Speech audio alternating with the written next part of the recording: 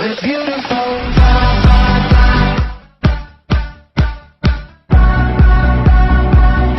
Hello, today we will learn how to draw Ganesha easy. Subscribe to my channel, World Art for Kids. Follow me on Facebook, World Art for Kids.